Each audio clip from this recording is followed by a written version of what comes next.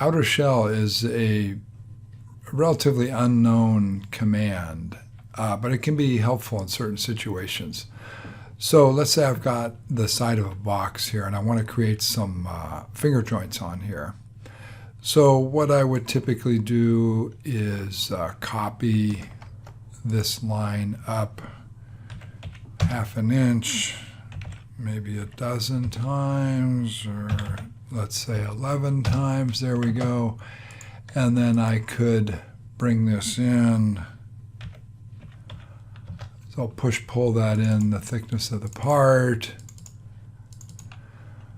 Right, and then I'd copy that to the other end.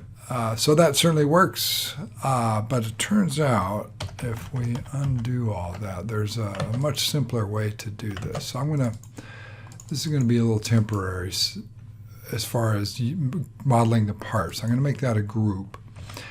And I'm going to create a rectangle here that is the length of the part, which is the 20, and 1/2 inch tall. I'm going to push-pull that to the other side, and then I'm going to push-pull that out, the thickness of my part. Same thing on the other side.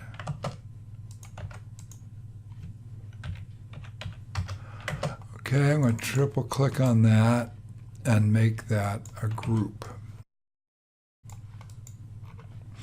So now I'm going to copy that up 1 inch 5 times, I think. There we go. Okay, so note I now have the box joints or finger joints on both ends of the part, but of course I've got a bunch of different groups here. So what I'm going to do, I'm going to select all the groups. I'm going to right-click and click outer shell. I'm done.